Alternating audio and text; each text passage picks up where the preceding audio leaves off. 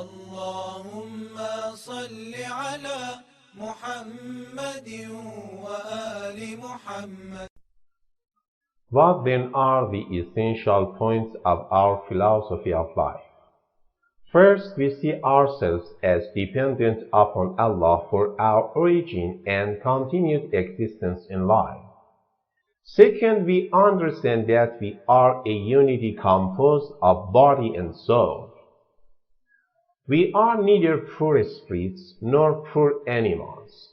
As rational creatures, we possess an intellect and will, memory and imagination, and bodily senses which place us in contact with the world about us. Through our intellect, we can distinguish good from evil. Through our will, we can choose to perform good actions or bad. We clearly recognize that we are responsible for our conscious activities. As men and women, we possess different generative systems. Since these are reproductive faculties through which we are privileged to cooperate with God in the production of life, we know that they are not intended primarily for our selfish pleasure. We must use them according to the purpose for which they were created by Allah. Because we are capable of love, sympathy, understanding, and the communication of good, we need the cooperation of others for our full self-development and perfection. Thus, we look upon marriage as one of the normal means for the expression of this sociability and for the fulfillment of our sexual complementarity. Further, we believe that we have a supernatural life which elevates our nature, making us servants of Allah and heirs of heaven. We know that this supernatural life can be affected only by sin, which is the deliberate conscious violation of God's law in a serious matter.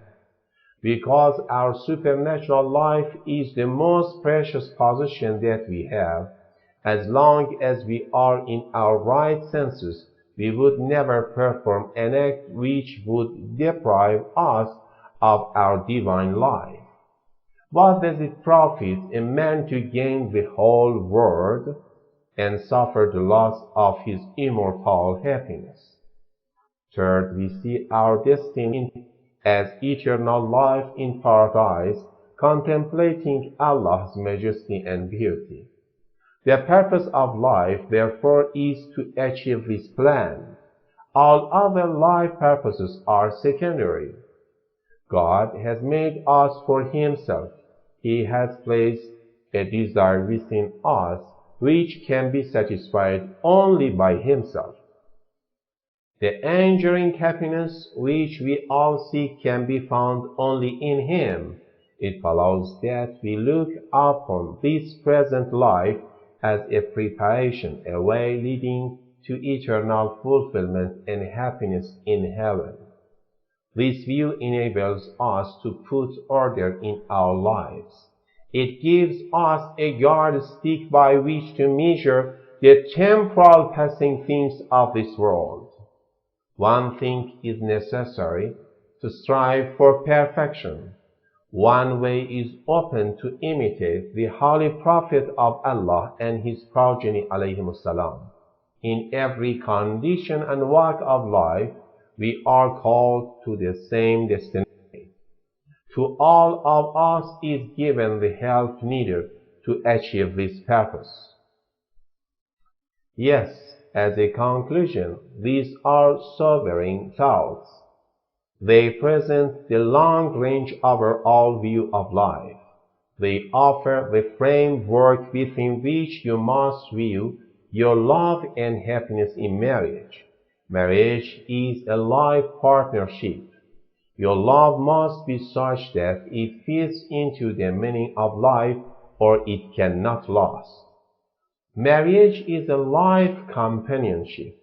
The happiness which you seek from your togetherness can be satisfying and enduring only to the extent that you are really good for each other. Yes, only to the extent that you support and help each other in attaining that happiness for which you were created.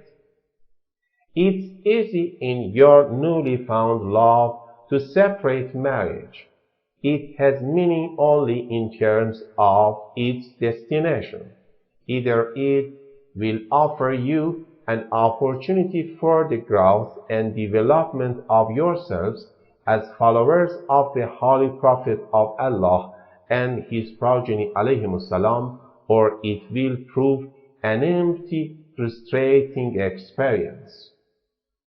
There are many types of love and happiness between sexes. Some are shallow, some are counterfeit, and some are little more than thinly disguised selfishness. True love and happiness are rooted in life. They are developmental. They are aids to personal perfection, not distractions or positive hindrances. اللهم صل على محمد وآل محمد